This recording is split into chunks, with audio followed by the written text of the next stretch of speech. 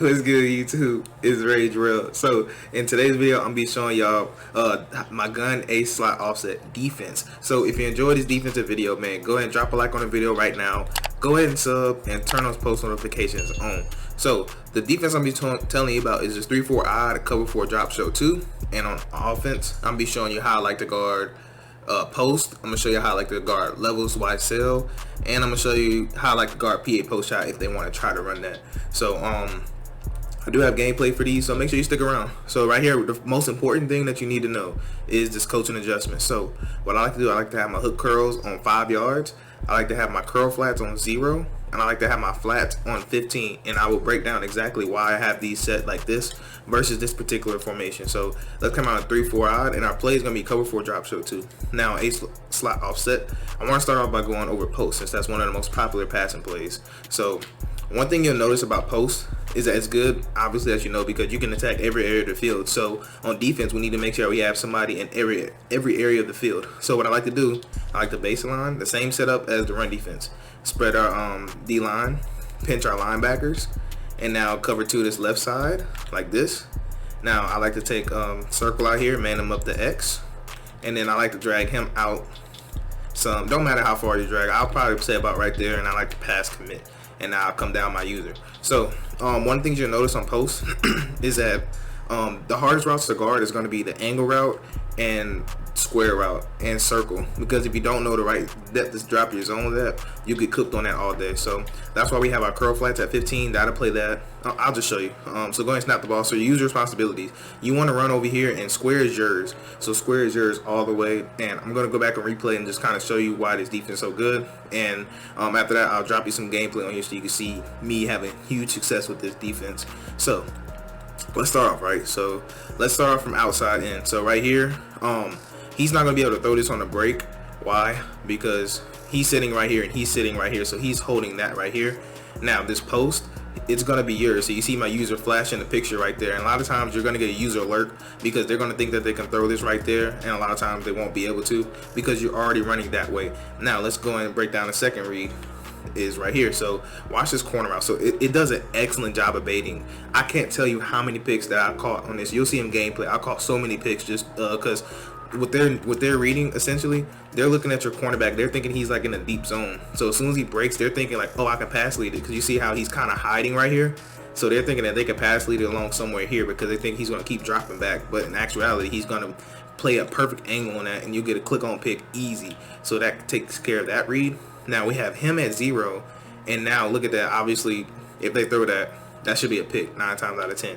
So the last route that you have to kind of worry about, this is the only route that'll give you kind of trouble, and I'll break down this kiddo route in a second here. But the reason I have my hook curl set at 5, you see how you can't throw that now? 9 times out of 10 you get a knockdown animation right there.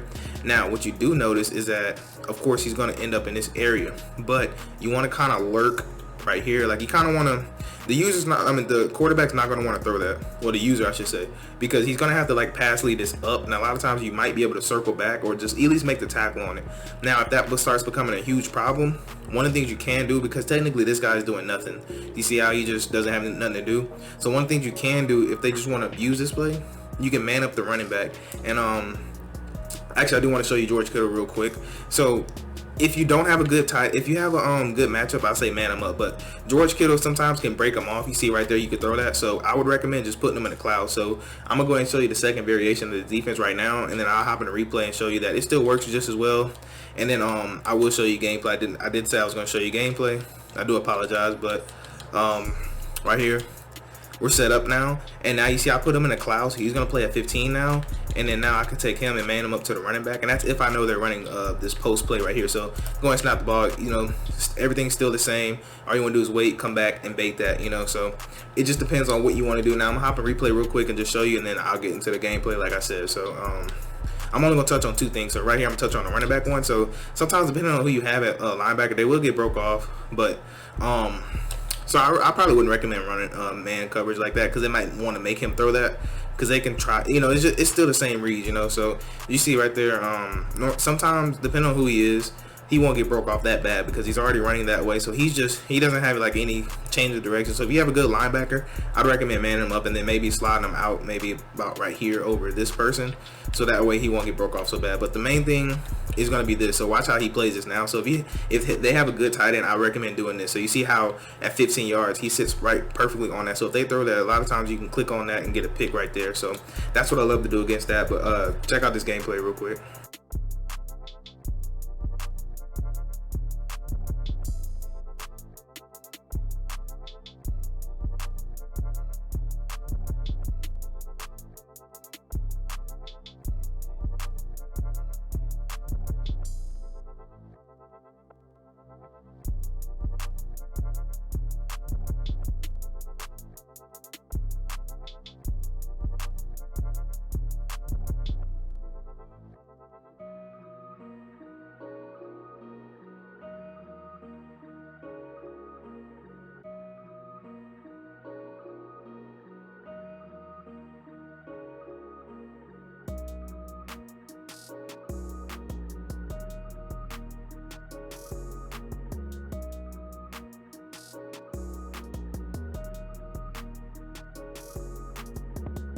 Alright, so the next play that I do want to show is going to be this level sail.